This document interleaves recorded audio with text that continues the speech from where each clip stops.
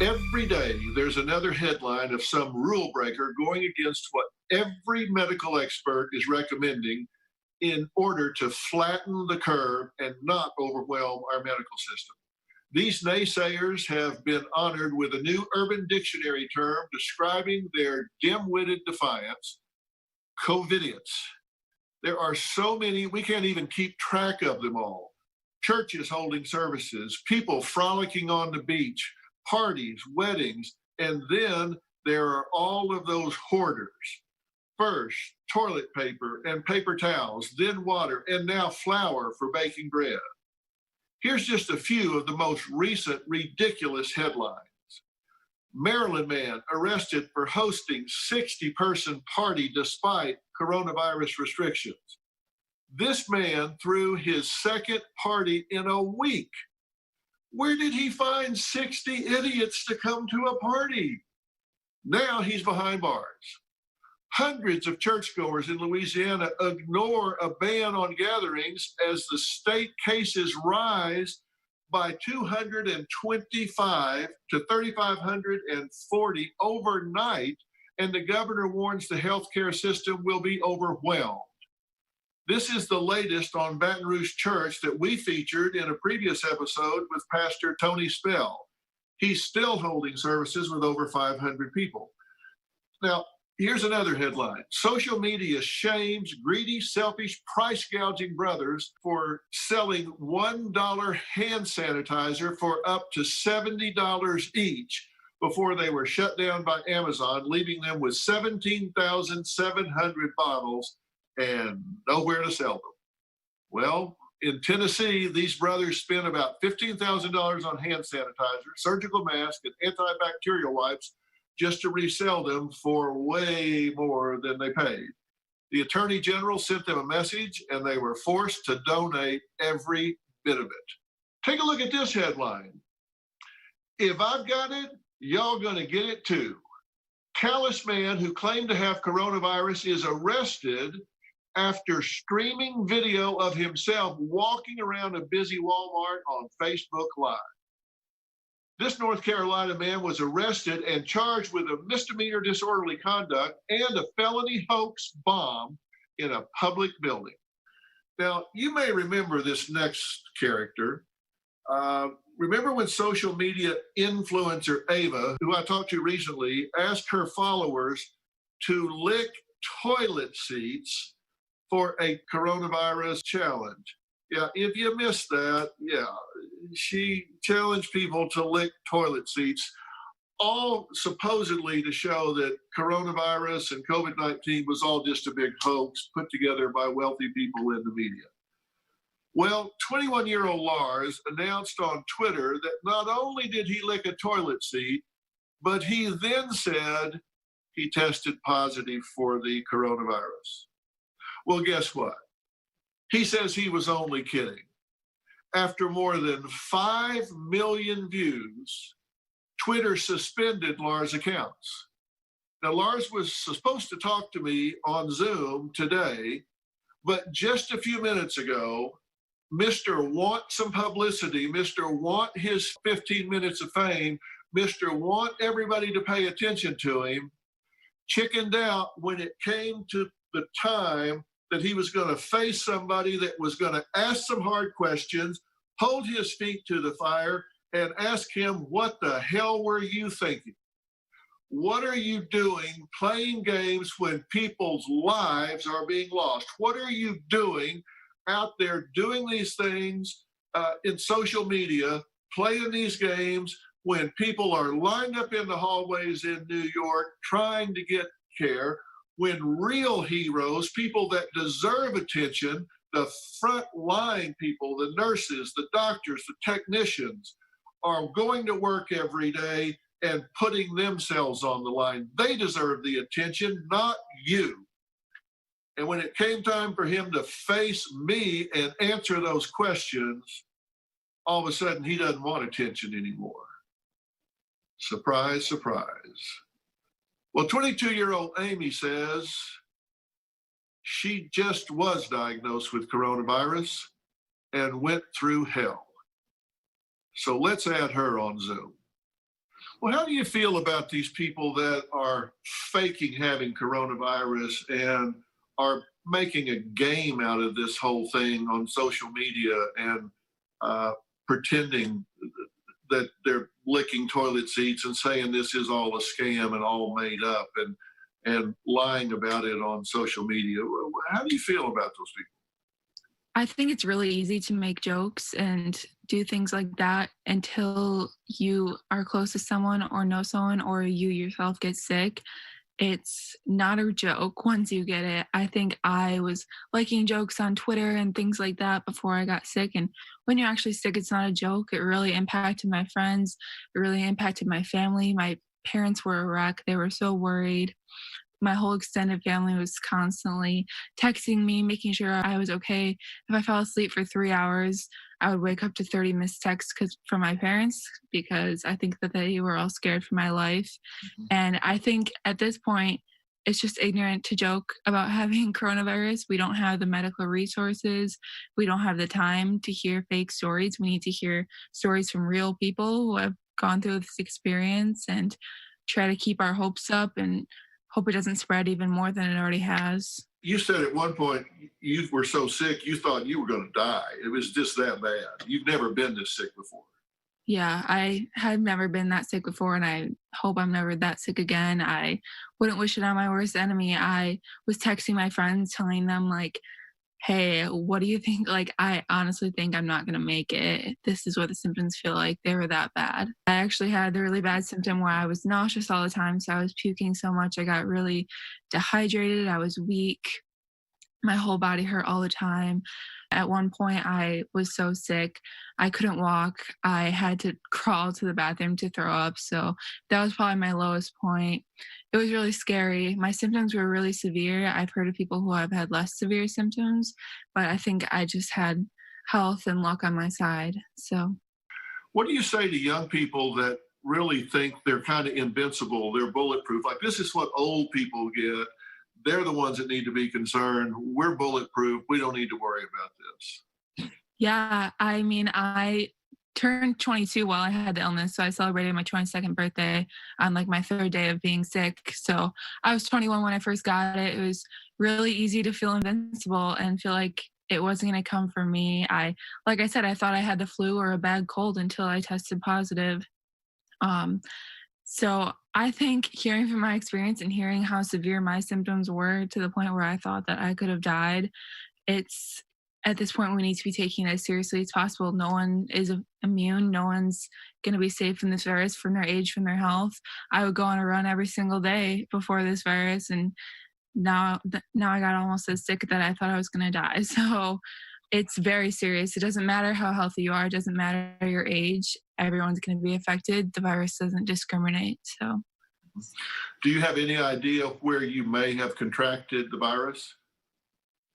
it's hard to say because where I live, it's kind of moved from the point to community spread, which means that they don't really know how it's spreading. I did go on a trip to Europe, but I never left the airport because they put the travel ban into place while I was on the plane to Europe. So we turned right around and came back. It's really hard to tell. It could have been from someone sitting next to me on the plane. It could have been back home at the grocery store. Right. So at this point, There's I no don't way really of know. knowing. But you're feeling better now, right? You're on the mend. Yeah, I think I'm out of the woods. It's been 3 days now, 72 hours without a fever, and it's amazing feeling well again. I honestly forgot what it's like to not be tired and sick all the time. Well, I'm so glad that you seem to have come through this. Take care of yourself, stay home, keep hydrated, do all the things they're telling you. You look much better than you were describing just a week ago. So God bless you and be well and be safe. Thank you for talking to us. Thank you so much. All right, coming up, a spring breaker who traveled to Miami despite government warnings and how 15 seconds changed her life in what she thinks may be forever. What she has to say might surprise you next.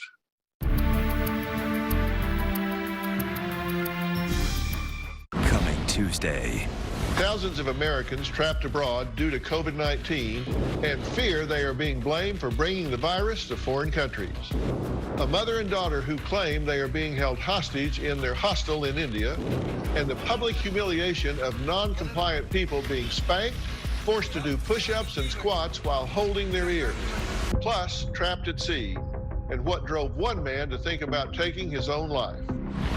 That's Tuesday. But right now, we're talking about a term that the Urban Dictionary has coined COVIDiot.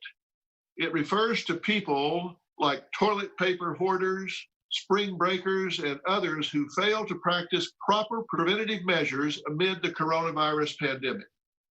Despite warnings from officials to avoid large crowds during the coronavirus outbreak, millennials nationwide still travel to the beach for spring break. Now, my next guest, 21-year-old Shelby, is one of them. While in Miami, Shelby told a news outlet that even though bars and restaurants were closed, she was determined to enjoy her trip. And she said this in a video that now has over 40 million views online. Yeah, I mean, we planned this a long time ago, and it was kind of up in the air if we were going to still go, but like we're here. I just turned 21 this year, so I'm here to party, so it's kind of disappointing, but we're just making the most of it. We met these other people in our little Airbnb spot, so we're just hanging out with them and trying to get drunk before everything closes. Now, what's the problem with that? Well, since that time, she's really gone to the trouble to educate herself and has a different view, but the backlash is still there. Shelby, thanks for being here today. Tell me what's gone on since you talked to the media that day. Thanks for having me. So after I talked to the media, I really didn't think that this was something that would go viral. And whenever I left the next day and got off the plane back in Indiana, when I turned on my phone, I had hundreds of messages on all social media platforms telling me things like I need to kill myself, that they hope I get coronavirus, that I don't love my family, otherwise I wouldn't have went on this trip. I'm a selfish, dumb blonde. I am so many horrible, awful names from people that I don't even know all over the world. I have become the laughing stock of the world, and it's really hurtful, obviously, and I would never wish any of these messages on other people. Right. Why did you go on spring break? You knew about coronavirus, right? Right. I went on spring break for music business. So as a musical artist, doing club performances is part of the gig. So for me, that was income and also exposure to a lot of young age people during one of the hottest times to go to Florida. And that's what I had planned, as well as finishing up my album. My producer lives out in Miami. And so for me, that was what I was working on. But unfortunately, when I got caught up in the media, I got put into a category of just a college spring breaker who had no empathy or education about this virus. And so basically, back in my hometown before I left, there was no restrictions. Everything went on as normal, besides everyone's telling us to wash our hands, don't touch our face. And I just didn't know the severity of this virus at the time of leaving. I don't think anyone really knew how bad this was going to get. I think a lot of us just, we were uneducated, like I said. And now I'm hoping a lot more people see this as an opportunity to social distance yourself and stop the spread of this virus.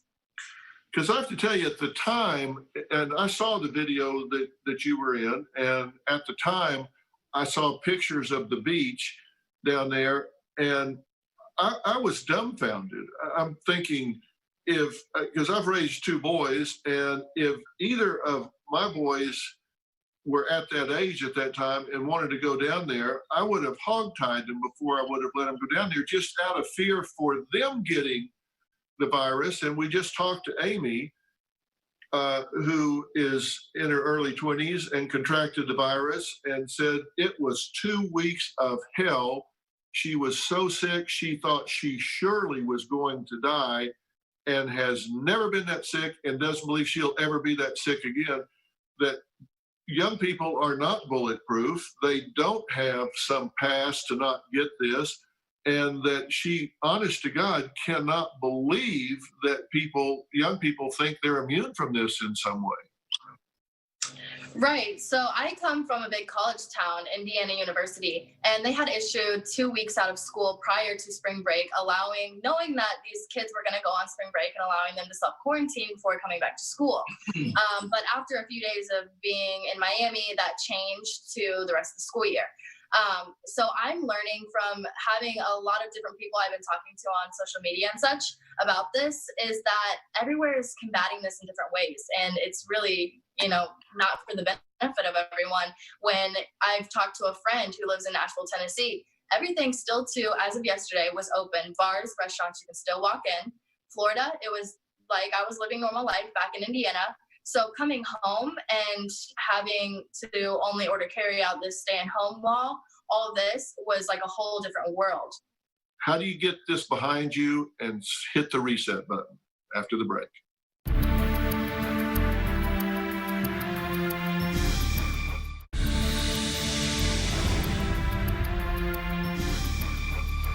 We've been talking to 21-year-old Shelby, who traveled to Miami for spring break despite restrictions that were put into place nationwide due to the COVID-19 outbreak. Shelby says while in Miami, she spoke to a news outlet and has received a tremendous amount of backlash for her comments. Now, Shelby, at this point, you're looking forward. You're trying to decide, how do I get all of this behind me? How do I shut off all of the hate? What are you looking to do? Right. It's hurtful to think that millions of people have this false perception of me. It's hurtful to think that there's so-called friends out there sharing this video. It's hurtful to think that my mom and dad have to be worried about me because for the first time in my life, I've spoke up about depression and suicidal thoughts. Once all this is over, I don't even want to really leave the house. I don't want to face people and have them whisper, "Is that the girl from the video?" And it's really hard when everyone is on their phones right now. Usually viral videos are seen today, gone tomorrow. But unfortunately with this, everyone is stuck at home on their phones. So it's very easy to just keep getting caught up in this. Let me give you some very specific advice about this, and I hope you'll take it. First off, really, when you're the target, it's hard to realize that everybody's not thinking about you every minute, but they truly aren't.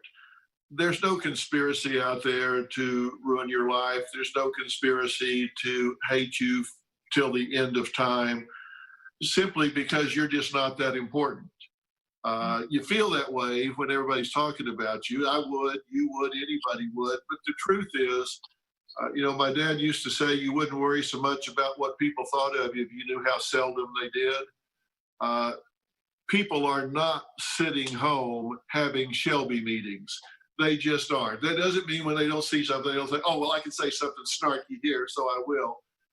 But their investment in this is not near what you think it is. And you got to understand, the past is a statement. I mean, whatever you've done, you've done. The future is a question. You get to determine what the future is going to be. And when you start talking about being depressed or having suicidal thoughts, you are giving your power away to people you don't even know. They don't pay your rent. They don't do your work. You don't even know these people. And if you're in a situation where you have to be loved by strangers, you don't want to be in the entertainment industry. Trust me, you need to get out of that now. Don't let that control you. You got to take your power back. And if it means that right now, shut off the comments on every one of your social media platforms where they're blocked and they can't talk about you, they'll move on and you will be in the rearview mirror. You are young. I have t-shirts older than you. This will so be a fading memory in a short period of time. It doesn't seem like it now, but trust me, I've been through it. Believe in yourself. You are not defined by that 15-second comment to a media outlet in Miami. You got caught on the cusp. Things were one way when you left Indiana. They changed in 48 hours from the time you left till the time you got there. You probably shouldn't have gone to begin with, but it certainly ratcheted up from the time you left till the time you got there. You got caught on the cusp of this going from a a level boil to just white hot. You got caught in that transition. And people are not going to think that. They're not going to think through that. Shut off the comments, unplug, read a book, do something, but take your power back. Don't let people define you in that way. Don't let them define you that way. Don't let strangers determine your self-worth or your self-esteem. Do that for yourself.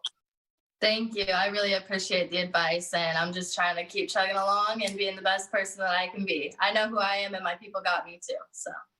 You bet. All right. Well, thanks for talking to us. I'm glad you came here, and I'm glad you're saying what you are to young people. It's worth doing. I'm sorry you went through it, but I'm glad that you came to talk to us.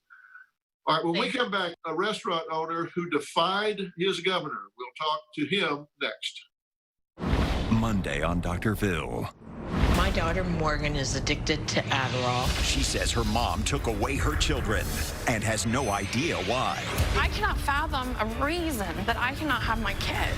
Have you heard voices that no one else hears? I never even heard any of these voices till she stole my kids. A restraining order to keep me away from my children will never make me well. It's to keep you away from me. Who had my children? That's Monday.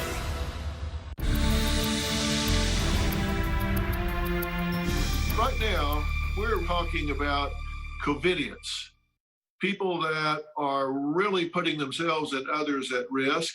And we're talking about some of those that are kind of in between compliance and really being COVIDians, people that just really are resisting things and questioning if one size fits all.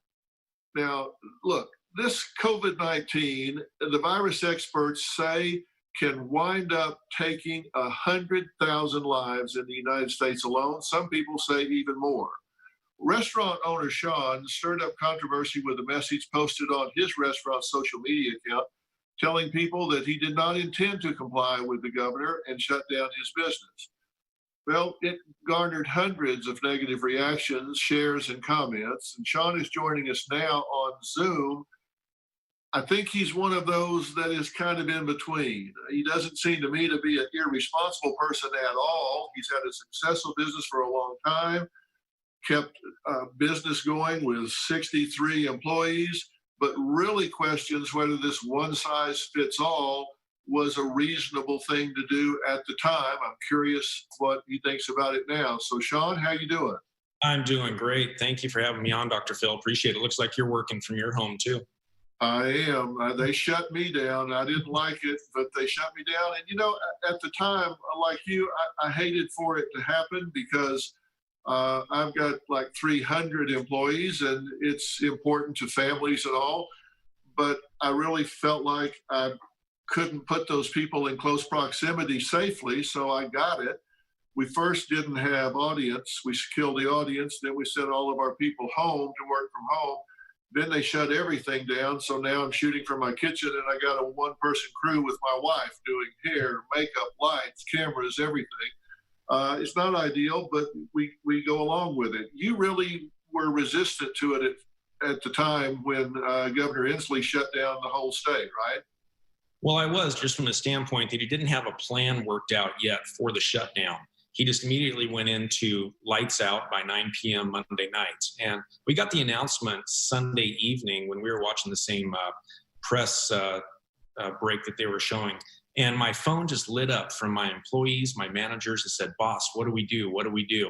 And I was trying to calm everybody down and let them know that we're going to see what comes and work through this. But first and foremost, wanted to make sure that they were taken care of. And it was just pretty much a heavy-handed option that they took. But your question was, why are grocery stores and airports still open and you have to shut down? You just felt like it was not even-handed. No, absolutely not. But when you shut things down just in the blink of an eye, it doesn't give people a chance to plan.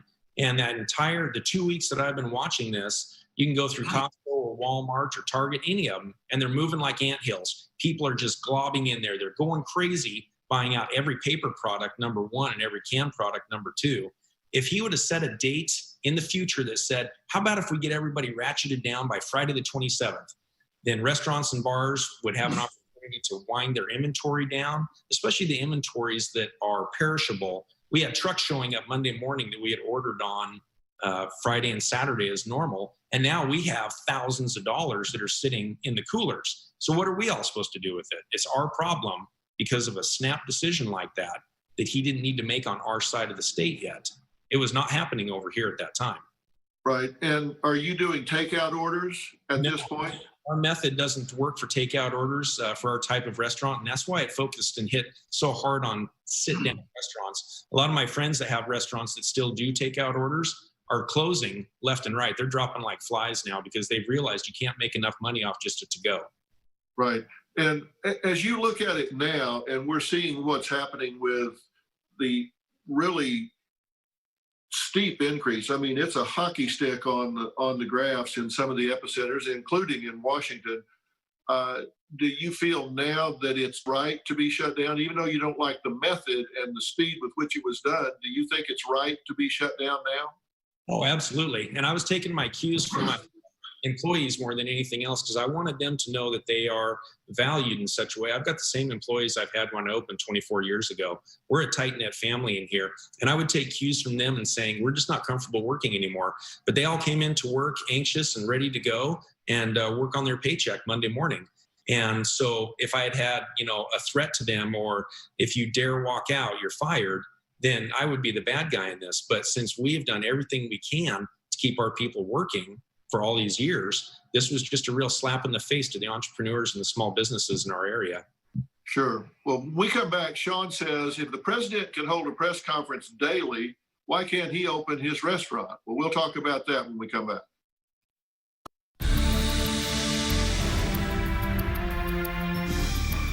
We're talking about COVID-19. Some people are still defying orders, congregating in crowds, deliberately ignoring mandates, but the CDC are now referring to these folks as COVIDians.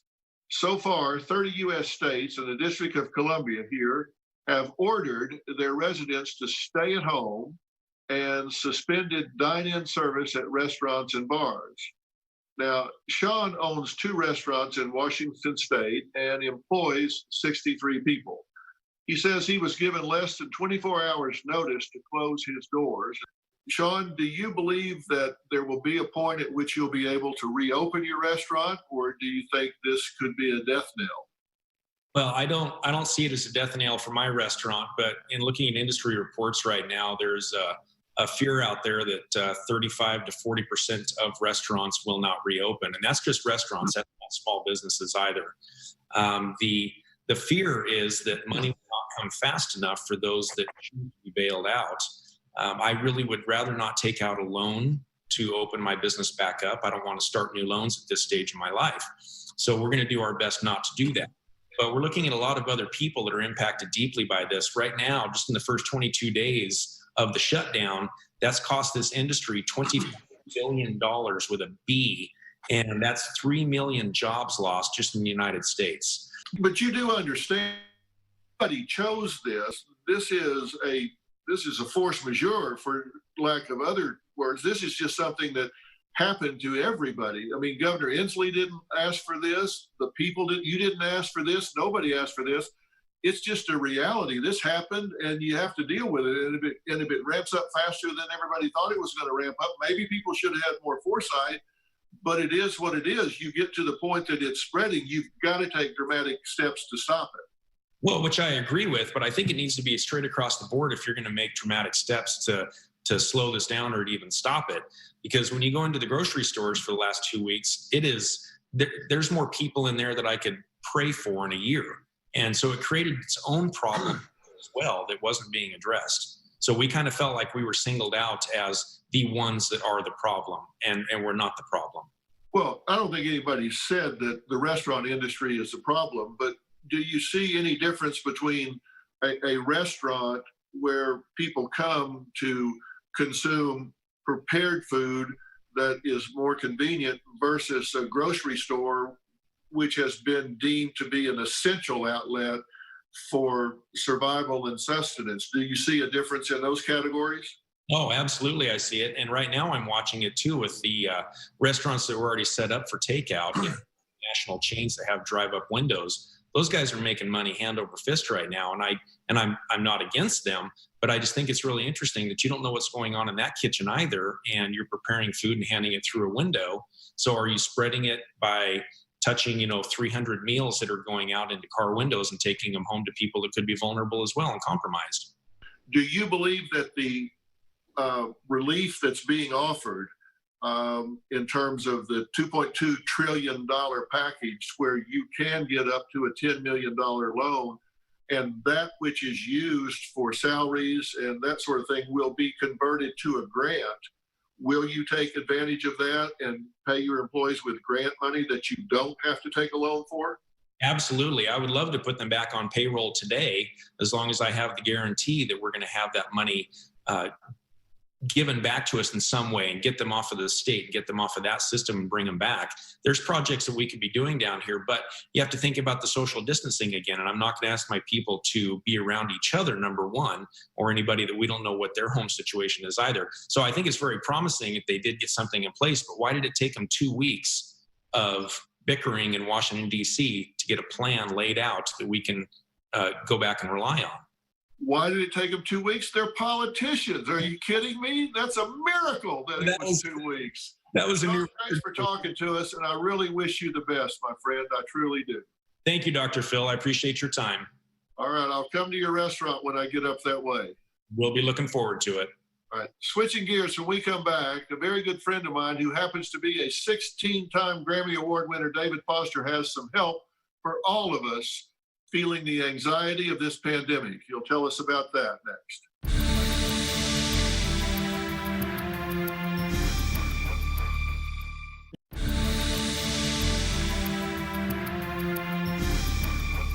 He is a 16-time Grammy winner that has written and produced songs for musical legends such as Whitney Houston, Mariah Carey, and Celine Dion, just to name a few. And I mean, that is just a few. David Foster is back with a new album entitled 11 Words, which he says is about peace, tranquility, healing, and inner strength. So joining me from his home is my very dear longtime friend, David Foster. David, how you doing? Well, I thought I'd just play myself on a little bit. I think you should. I'm doing great, dear friend, and thank you for having me on the show. It's the strangest of times, but this is probably much needed. I watch you every day, so and it helps me. Well, you and I are like in that we have a one-person crew at home. You've got Kat and I've got Robin, and I don't know, but I don't think we've ever looked better. Well, I mean, I could not have done this without my wife, Kat. I literally am technically challenged, so much a shout out to her and to Robin.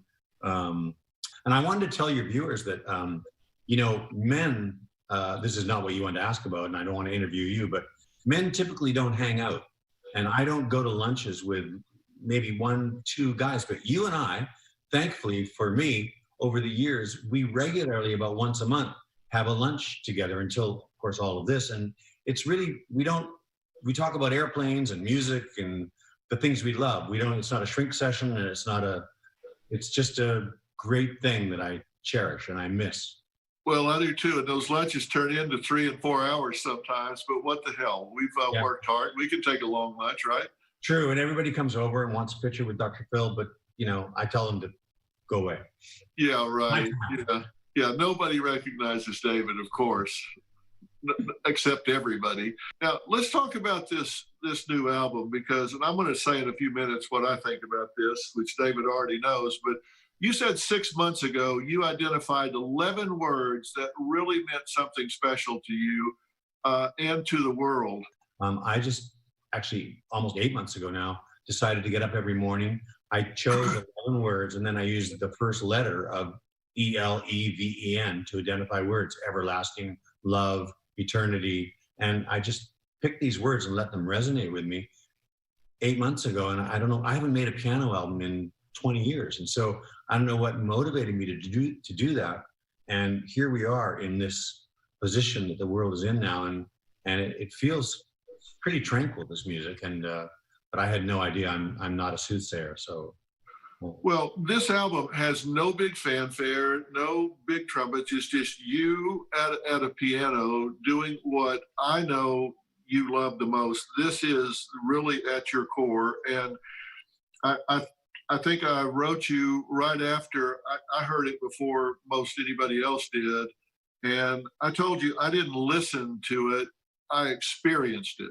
And Wow. that's really what you get when you hear this. You don't listen to this, all of a sudden it's like flowing through you. This is an amazing, I don't want to embarrass you here, but this is an amazing piece of work here, these 11s. This is great.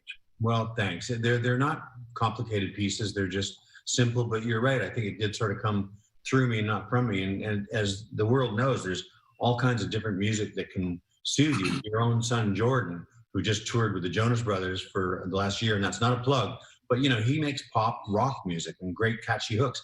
And at a certain time, even in these times, that's a song that's going to help somebody through the day. One of Jordan's songs that's up tempo and fun and catchy. And then there's certain times of the day when my music can help people too, because it's very tranquil and serene. You know. Did you bring this out earlier than you planned because of what's going on? Because let me tell you, this is going to really help people with the tension and stress they're experiencing. Well, truthfully, I'm glad you asked that, because no, we were going to bring it out earlier in February when sort of everything started getting funny. And then we thought, no, that's in poor taste to even talk about a record. I did this for joy, not for commerce. And then we sort of thought maybe March. And then of course, as we saw this pandemic unfold, I said, look, we shouldn't be releasing anything right now. It's in poor taste. And then so many people, when I released a couple of tracks for free and they said, wow, we want to hear everything. And this is a good thing for us right now. So now, you know, about a week ago, we released it on Spotify, and, you know, people seem to be needing it. Boy, it is very timely. We're going to take a break. When we come back, David is going to stick around and play a tune from his new album and talk about his social media challenge. So don't go away.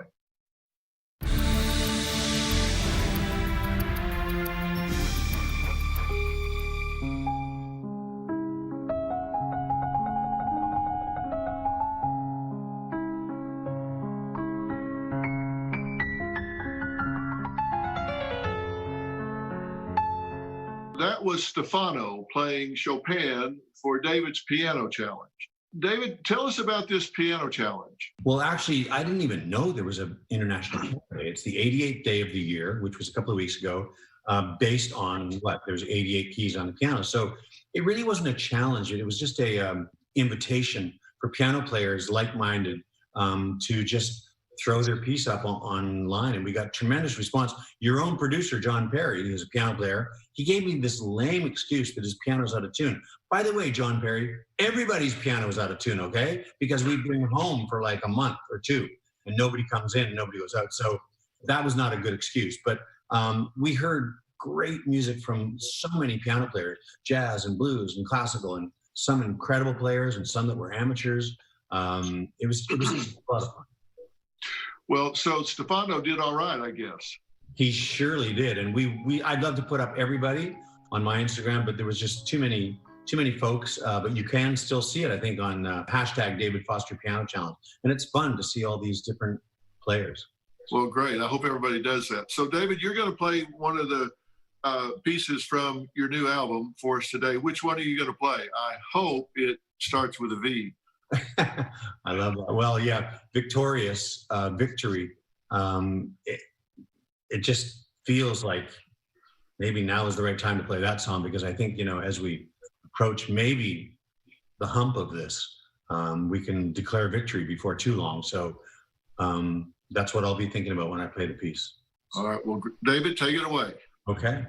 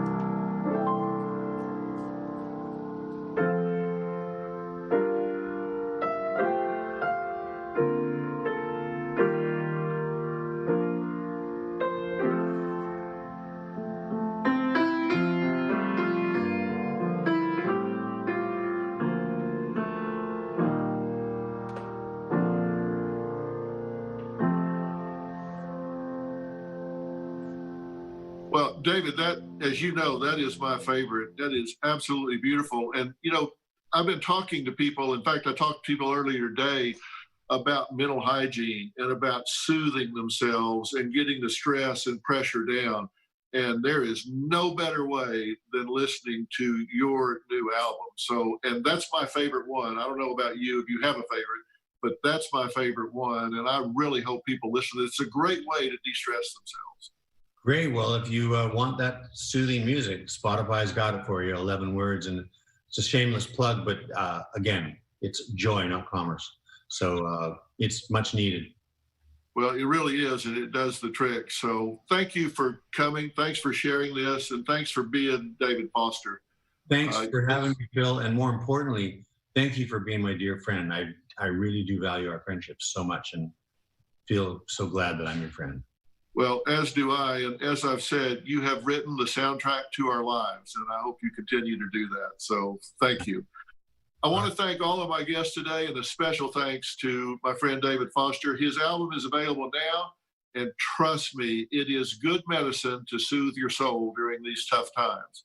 I'm reading your questions and answering them, so please keep writing them to me on Facebook, Twitter, and Instagram, as well as drphil.com.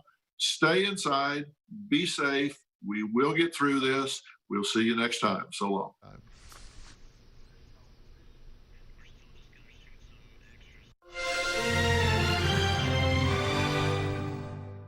Bounce, bounce, all the girlies bounce.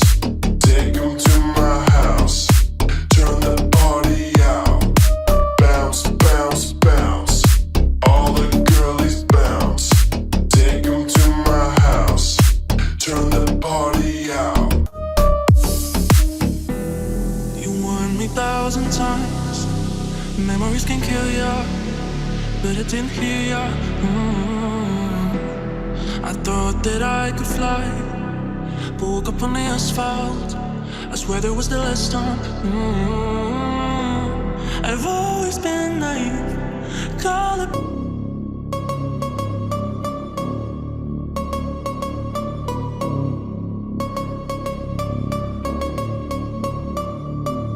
Ooh, you know we gon' get it. Ooh, you know we gon' get it. Ooh, you know we gon' get it. Every day and night, that's right.